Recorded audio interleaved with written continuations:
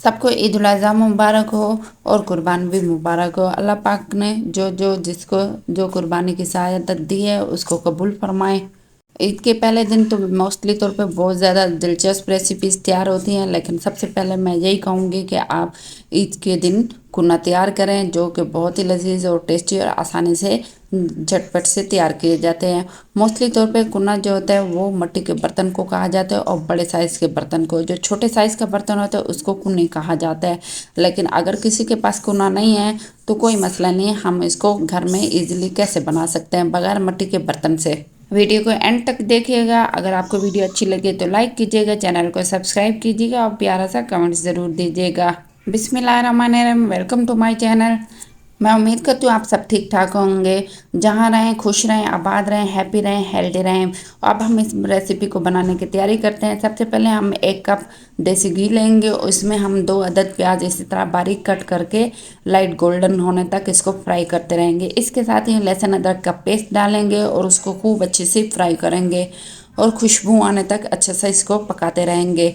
इसके साथ ही हम 1 किलो बकरे का गोश्त लेंगे और उसको इसके अंदर डाल देंगे और खूब इसकी भुनाई करेंगे। इतनी भुनाई करनी है कि इसका कलर ही चेंज हो जाए।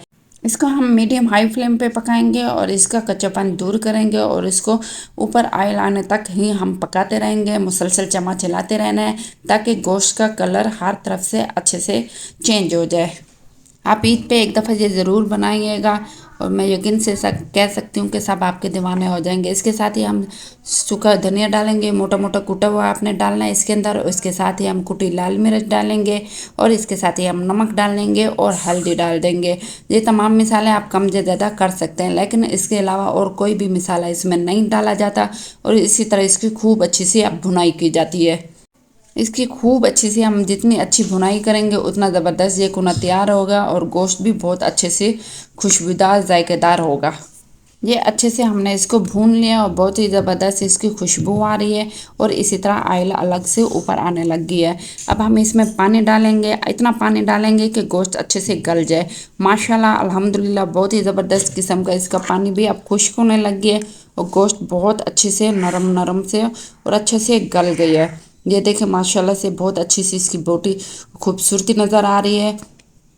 अब हम इस रेसिपी की मेन इंग्रेडिएंट की तरफ आएंगे कि इसमें अब ऐसा क्या डाला जाएगा जिसमें इसका जायका और इसकी लुक भी तब्दील हो जाएगी। और जो लोग इस ईद पे मेरे बताए हुए तरीके से कुना बनाने का इरादा रखते हैं तो वो अपना फीडबैक ज़रूर देंगे। इसके साथ ही हम एक बड़ा मगा लेंगे, उसमें पानी लेंगे और आधा कप आटा डालेंगे।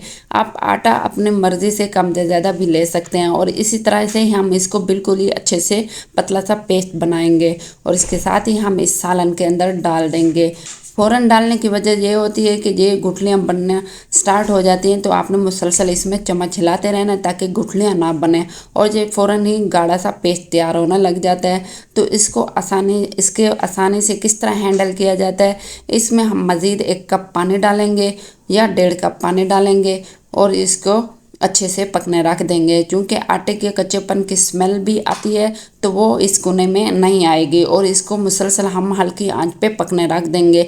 10 से 15 मिनट में ये बहुत अच्छे से पक जाते हैं और जितना आपको ग्रेवी चाहिए, मतलब थिक सा पेस्ट चाहिए, इसका शोरबा चाहिए, तो आप उसी तरह मज़ीद इसको गाढ़ा कर सकते हैं। और हम इसको अब कवर कर देंगे, उसे 10-15 मिनट मुसलसल पकने रख देंगे। माशाल्लाह से बहुत अच्छी सी इसकी खुशबू आ गई है। ये देखें पानी खुश्क हो गया है और बहुत ही ज़बरदस्त इसकी ग्रेवी तैयार हो गई है। अब हम इसमें और क्या डालेंगे जो इसकी खूबसूरती को 4 चांद लगा देगा।